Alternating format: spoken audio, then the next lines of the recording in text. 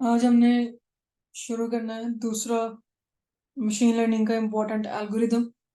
पहले हमने देखा था कि मशीन लर्निंग के अंदर जो रिग्रेशन का सबसे ज़्यादा इम्पोर्टेंट और सिंपल एल्गोरिदम है वो कैसे काम करता है, यानी कि linear regression, simple linear regression, एक वेरिएबल के साथ यानी कि एक डिपेंडेंट और एक इंडिपेंडेंट वेरिएबल, और मल्टीपल रिग्रेशन किस तरह काम करता है।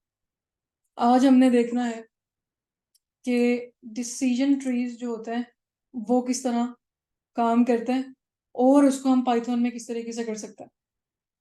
तो डिसीजन ट्रीज मशीन लर्निंग में सबसे ज़्यादा सिंपल और इम्पोर्टेंट है। जिस तरह हमारे पास सिंपल लीनियर रिग्रेशन होता है, डिसीजन ट्री रिग्रेशन में आते हैं या क्लासिफिकेशन में आता है। तो इसका जवाब ये है कि ये दोनों कैटेगरीज के अंदर आ जाता है। रिग्रेशन के तौर पे भी काम किया जा सकता है इनके साथ, और इनके साथ क्लासिफिकेशन की सूरत में भी काम किया जा सकता है। जैसे नाम से पता है कि डिसीजन है और ट्री की बुनियाद पर हमने इसका स्ट्रक्चर बनाया हुआ है और उस हवाले से फिर हम डिसीजन लेते हैं। जैसे यहाँ पर एक एग्जांपल है,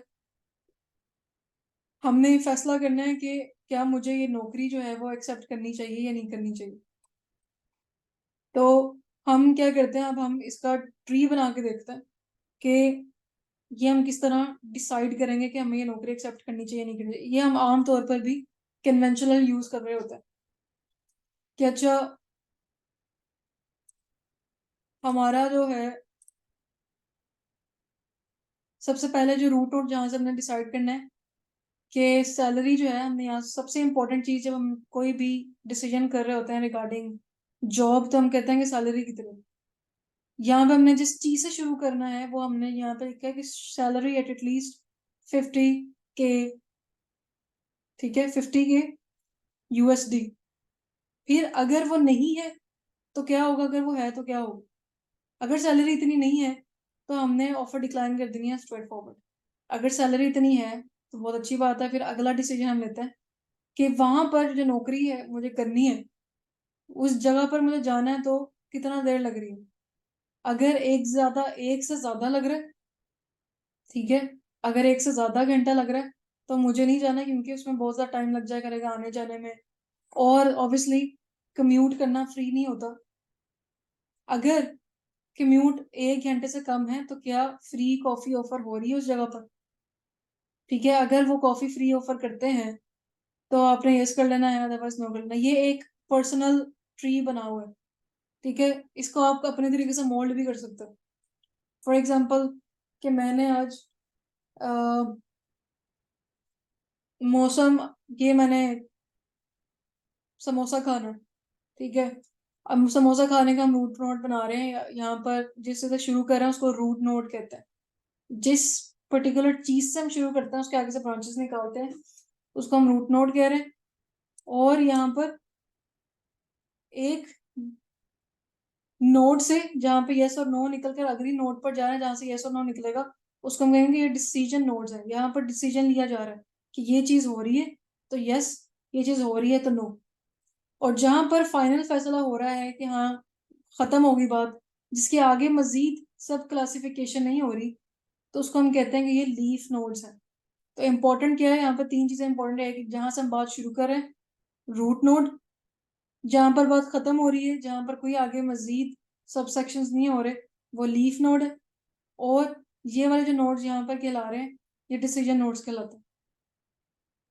तो आप इसको अपने तरीके से मोल्ड भी कर सकते हैं।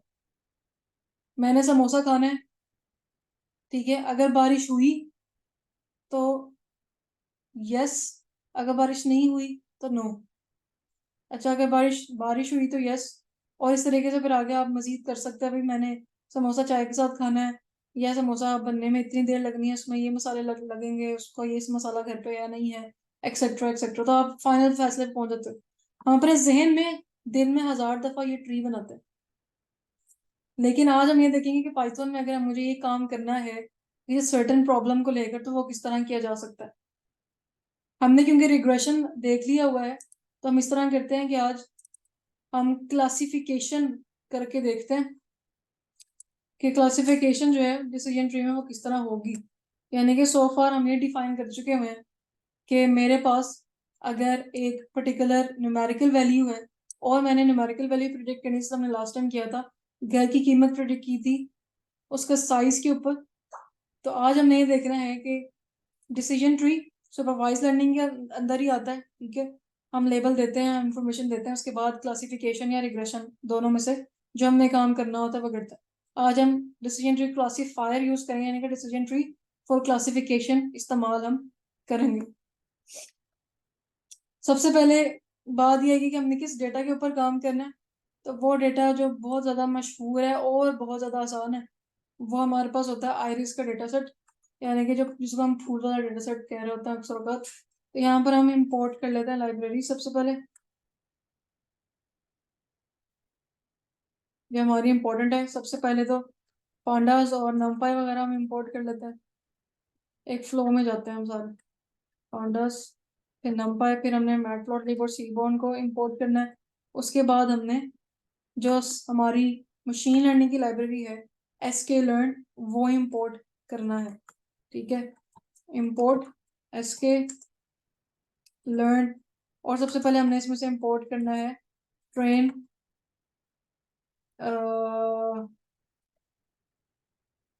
फ्रॉम एसके लर्न होना चाहिए यहाँ पे, from SK learn import train test split. एक तो हमने ये करना है, दूसरा हमने डिसीजन ट्री का मॉडल जो है वो इंपोर्ट करना है।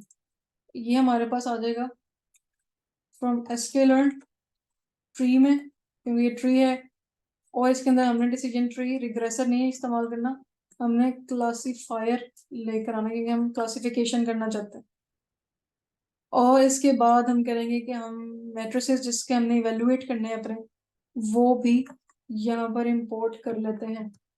एक्यूरेसी स्कोर हो गया, कंफ्यूजन मैट्रिक्स और क्लासिफिकेशन रिपोर्ट, ये तीनों कर लेते हैं। और इवेंचुअली हम इसको प्लॉट करके भी देख सकते हैं।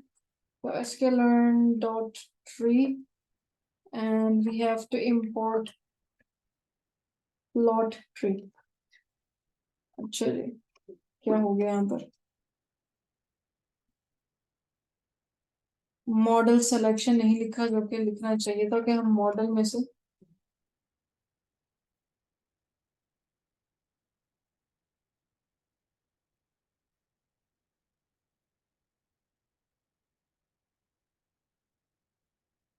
ओके। तो यहाँ पर हमने सारी की सारी लाइब्रेरीज इंपोर्ट कर ली जो बेसिक है। यहाँ पर हमने ट्रेंड स्प्लिट को इंपोर्ट कर लिया, जो हमने काम करना है वो इंपोर्ट कर लिया, इवेल्युएट किस तरह करना है और हमने विजुलाइज करके भी इसको देखना है, ठीक है। यहाँ पर हमने लाइब्रेरीज इंपोर्ट कर लिया, नाउ कम्स कि हमने डेटा इंपोर्ट करना है।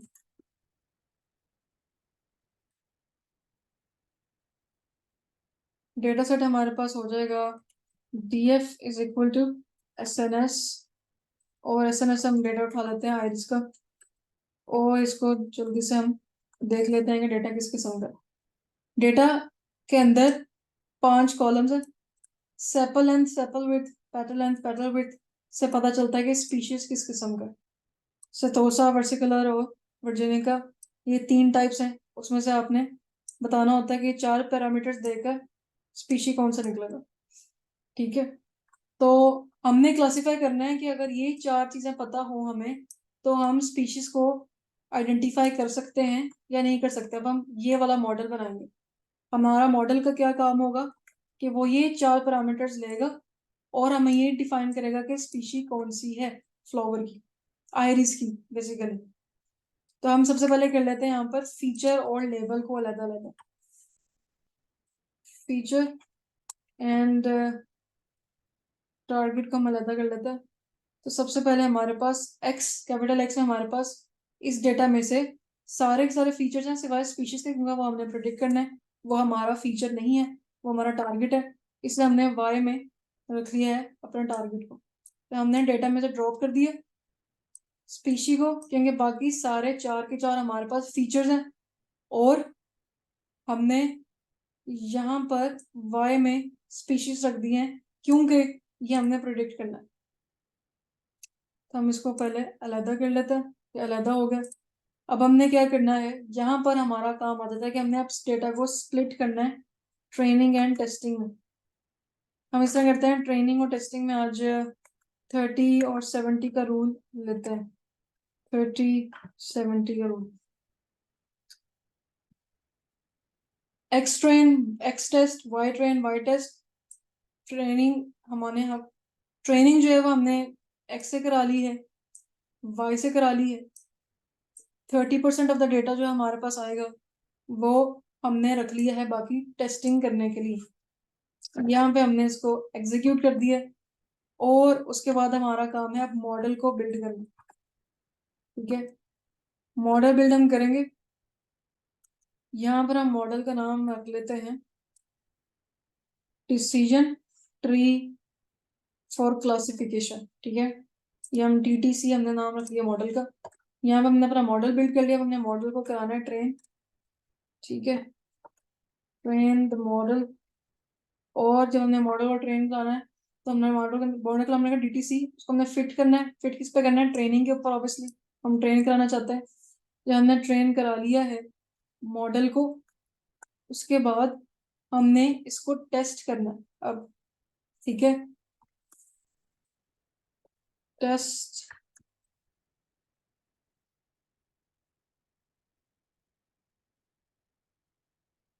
टेस्ट हमने मॉडल को करना है और उसको हमने वाई प्रोडिक्शन के अंदर सेव करवा लेना है।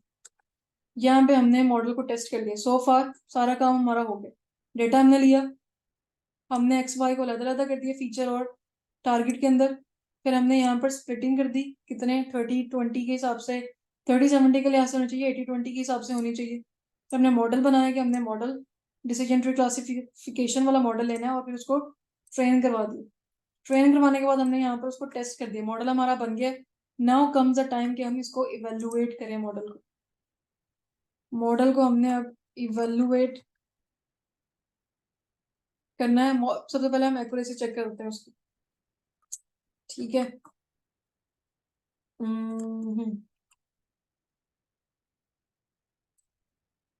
आई वॉन्ट कि मैं जो एक्यूरेसी लेकर आऊं वो, let's do it this way.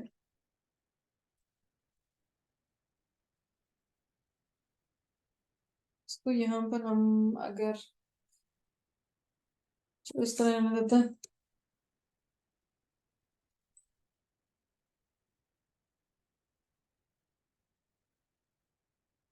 अगर मैं व्हाट आई वांट हियर कि मैं इसको थोड़ा सा मजीद अपने तरीके से मोल्ड कर सकूं, बट अभी के लिए हम इसको ऐसे ही रहने देते हैं। एक तो एक्यूरेसी स्कोर हो गया, और यहाँ पर क्योंकि क्लासिफिकेशन है तो क्लासिफिकेशन में इंपॉर्टेंट F1 स्कोर होता है जो ज्यादा अच्छी तरीके से इंटरप्रेट कर रहा होता है चीजों को। इसलिए हम कंफ्यूजन मैट्रिक्स भी बनाएंगे यहाँ पर। कंफ्यूजन मैट्रिक्स और असल में वो क्लासिफिकेशन रिपोर्ट होती है, उसके अंदर सारी चीजें आ रही होती हैं। तो दोनों में से एक चीज भी बना सकते हैं। अभी हम दोनों बना लेंगे ताकि पता चल जाए कि वो क्या चीज बता रही है, और फिर फाइनली आप में से जो अपने प्रोजेक्ट के लिहाज से, अपने प्रॉब्लम के लिहाज से जो चीज फाइनल करना चाहता है वो बना सकता है। मेरे ख्याल से हर एक प्रॉब्लम का, हर एक मॉडल का इवेल्युएशन का तरीका मुख्तलिफ होता है। तो हर जगह आप एक्यूरेसी सिर्फ यूज नहीं कर सकते, क्योंकि जरूरी ये है कि आपने जो मॉडल बनाया क्या उसकी इवेल्युएशन सही से हो रही है या नहीं हो रही। आपने उसको इंटरप्रेट भी तो करना ना एक्यूरेसी को, या जो भी आपने इवेल्युएशन मैट्रिसेस इस्तेमाल की। तो हम इस तरह करते हैं, क्लासिफिकेशन रिपोर्ट बाकी भी तीनों कर लेते हैं, क्लासिफिकेशन और कंफ्यूजन मैट्रिक्स। अच्छा, एक्यूरेसी स्कोर हमारे पास 1 है, यानी कि मॉडल ने एग्जैक्टली वही चीजें बताई हैं जो कि ट्रेनिंग के अंदर थी, बिल्कुल भी डिविएट नहीं हुआ उसका आंसर। कंफ्यूजन मैट्रिक्स हमें ये बता रहा है, ये कंफ्यूजन मैट्रिक्स है, इसमें ये बता रहा है, ये जो 0-0 आपको नजर आ रहे हैं डायगोनल में आ रहा है 19, 13 और 13। ये बता रहा है कि कितने सही जवाब दिए हैं, और ये 0-0 जो है यहाँ पर बता रहा है, इसका मतलब है कि कितने गलत जवाब दिए हैं इन शॉर्ट। तो गलत जवाब बिल्कुल भी नहीं दिए, एक्यूरेसी से पता चल रहा है हमें। और 19 पहली आ, 3 थे इसके अंदर, आइरिस के अंदर स्पीशीज, एक सतोसा, एक वर्सिकल और एक वर्जिनिका। तो पहली क्लास है सतोसा, उसके 19 थे, 19 के 19 उसने सही जवाब दिए। फिर दूसरा वर्सिकुलर है, वो 13 के 13 उसने सही जवाब दिए। फिर तीसरा वर्जिनिका था, वो भी 13 के 13 सही जवाब दिए। अगर कोई भी गलत जवाब होता, फॉल्स पॉजिटिव फॉल्स नेगेटिव, तो वो यहाँ पर शो हो जाता। ठीक है, और वो चीज नीचे भी हमें दिखाई दे सकती है। क्लासिफिकेशन रिपोर्ट आ जाती है इसके अंदर, F1 स्कोर, प्रिसीजन, रिकॉल, और यहाँ पर सपोर्ट। सपोर्ट में ये होता है कि टोटल सतोसा के, जब हमने टेस्ट किया है तो सतोसा के कितने टोटल थे, 19 थे। वर्सिकुलर के टोटल कितने हमने लिए थे, 13 थे। ये नहीं बता रहा कितने सही बताए कितने गलत बताए, ये सब ये बता रहा है कि कितने टोटल केसेस लिए हैं इन तीनों के। और ये बाय रैंडम हुआ सब कुछ, हमने नहीं बताया हुआ था कि 19 लेना 13 लेना। आप लोगों का काम ये है, जैसे यहाँ पे प्रिसीजन बता रहा है ये 1 आ रही है, रिकॉल भी 1 आ रहा है, F1 स्कोर भी 1 आ रहा है, ठीक है, यानी कि मैक्सिमम आ रहा है यहाँ पर सब कुछ। आपका काम ये है कि आपने ये बताना है कि accuracy, precision, recall, F1 score में क्या डिफरेंस है, और किस टाइम कौन सा मेजर लगाने से ज्यादा बेहतर इंफॉर्मेशन मिलती है, क्योंकि ये बहुत इंपॉर्टेंट है। हर जगह एक्यूरेसी काम नहीं आती, हर जगह सिर्फ F1 स्कोर देना काम नहीं आता, हर जगह सिर्फ प्रिसीजन काम नहीं आती। कितना प्रिसाइज है आपका मॉडल, कितना एक्यूरेट है आपका मॉडल, ठीक है, कितना कम एरर दे रहा है आपका मॉडल, ये सारे वर्ड्स हम यूज करते हैं, लेकिन इवेंचुअली हर एक जो वर्ड इस्तेमाल कर रहे हैं वो कब इस्तेमाल करना है और क्यों इस्तेमाल करना है, ये बहुत इंपॉर्टेंट है। पहला स्टेप ये है कि आप लोग उसको खुद देखो, कल हम इसको मजीद डिटेल में डिस्कस करेंगे कि ये क्या होता है आप लोगों की इंसाइट के बाद। अच्छा, यहाँ तक हमने देख लिया कि हमारा मॉडल बेहतरीन परफॉर्म कर रहा है। अब जरा विजुलाइज करके भी देख लेते हैं। ये विजुलाइजेशन है, ये इतनी जनरल, यानी कि जब आप मॉडल बनाते हो जरूरी नहीं कि हमेशा उसको विजुलाइज करके देखो, क्योंकि this is always not a part. आपको जब पहली दफा कर रहे हो तो जरूरी है कि विजुलाइज करो, क्योंकि आपको पता हो, आपके जहन में तस्वीर बन रही हो कि आप क्या कर रहे हो। जब आप एक ही दफा काम कर लोगे समझ में आ जाएगा कि अच्छा ये मॉडल इस तरह काम करता है, तो आपके जहन में ऑटोमेटिकली तस्वीर बननी शुरू हो जाएगी कि अच्छा इस स्टेप पे ये काम हो रहा है, इस स्टेप पे ये वाला काम हो रहा है। ठीक है, हम ऐसा करते हैं, इसको प्लॉट करके देखते हैं। प्लॉटिंग द ट्री, फिगर हमने ये ले ली है, और ये जो मॉडल है बहुत ज्यादा बनेगा जनरल, और इसके अंदर ऐसी चीजें होंगी जो हमें समझ नहीं आएंगी, मुझे इसको मजीद कस्टमाइज करना पड़ेगा, बट इसको ऐसे बना के देखते हैं। फिगर का साइज बता दिया, मैंने बता दिया कि भाई ट्री बना दो, किसका बनाना है, मॉडल का। और फील्ड से मुराद है कि अच्छा फील्ड के बगैर पहले चेक करके देखते हैं ताकि पता चले कि हो क्या है। ये मैंने ऐसे किया, और ये ऐसे हो गए, कोई कलर नहीं आ रहा, किस पॉइंट पे क्या हो रहा है, किस पॉइंट पे क्या हो रहा है, कौन सा लीफ है वो मुझे देखना पड़ेगा गौर से। अच्छा किस पॉइंट पर लीफ नोड बन रहा है, किस पॉइंट पे क्या हो रहा है। तो इसलिए हमने क्या करना है भाई, यहाँ पर फील्ड को हम ट्रू कह देते हैं, तो फिर वो हमें कलर कोडिंग में समझ में आ रहा होता है कि अच्छा ये जो है ये रूट नोड है। उसके बाद जो ग्रीन है वो लीफ नोड्स है हमारे पास, और ये जो पर्पल है ये भी लीफ नोड्स हमारे पास कुछ इस तरह के आ रहे हैं। और ये जो पर्पल और ग्रीन में किसी ना किसी, कुछ लाइट ग्रीन है, कुछ डार्क ग्रीन है, कुछ लाइट पर्पल है, तो इस तरह की चीजें समझ में आ। जैसे ये X2 है, यानी कि 2 पर ये वर्टिकल है, शायद ये इसको शो कर रहा है, बट विल सी। और वैल्यू आ रही है 31, 37, 37। इसको हम कस्टमाइज करते हैं और देखते हैं कि यहाँ पर क्या हो रहा है, ऊपर में क्या लिखा आ रहा है।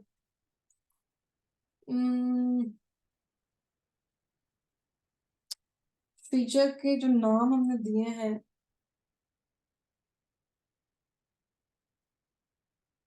उसको देखते हैं, इसको कहाँ से कॉपी करते हैं पहले। यहाँ पर हमने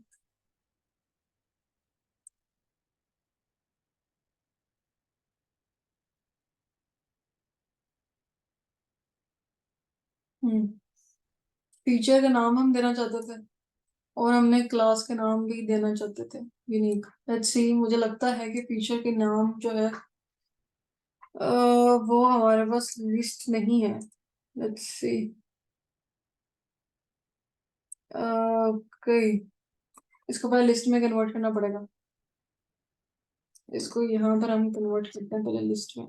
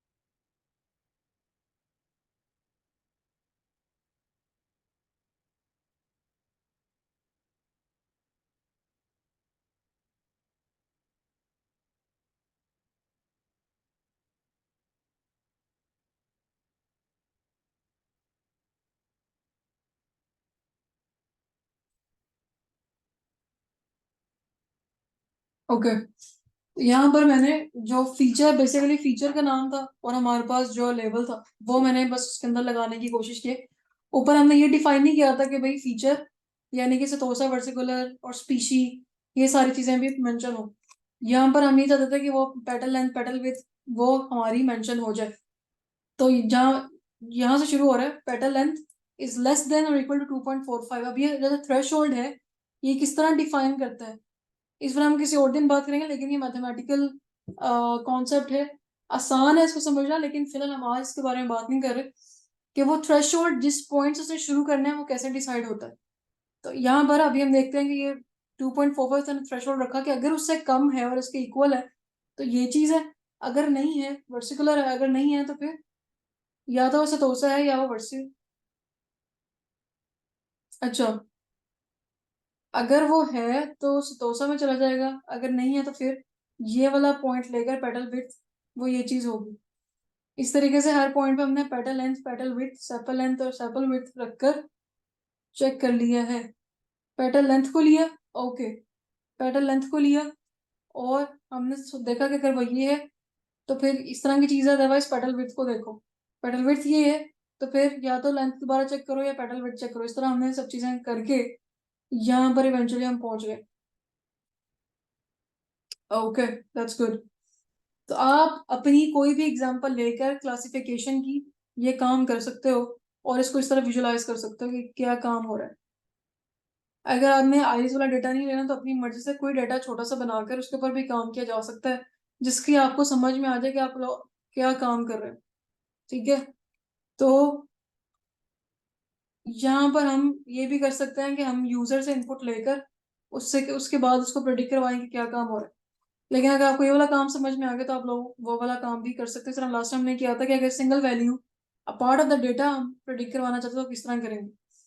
ये हमारे पास यहाँ पे लाइब्रेरीज इंपोर्ट हो गई हैं, यहाँ पे हमारे पास डेटा आ गया है, इधर हमने फीचर और टारगेट को अलग कर दिया था, इधर हमने स्प्लिटिंग कर दी है, यहाँ पे हमने मॉडल को डिफाइन कर दिया है, यहाँ पे हमने मॉडल को फिट किया है, यहाँ पे हमने मॉडल को टेस्ट किया है और इधर हमने मॉडल को इवेल्युएट किया कि मॉडल किस तरह काम कर रहा है और हमने उसको विजुलाइज करके भी देख लिया है। That's how decision tree works. और आप लोगों ने एक तो ये बताना है कि यहाँ पर जो मैंने इवेल्युएशन वाला काम दिया है वो आपने करना है और इसको अपने किसी डेटा पर डिसीजन ट्री क्लासीफायर को करके देखना है। कल हम डिसीजन ट्रीज के अलावा रैंडम फॉरेस्ट के ऊपर बात करेंगे, शायद एक और चीज के ऊपर बात कर लें, और ये भी कि डिसीजन ट्री को एज अ रिग्रेसर किस तरह इस्तेमाल किया जा सकता है वो भी हम देखेंगे। But so far that's it for now. इंशाल्लाह कल मुलाकात होगी। अल्लाह हाफिज।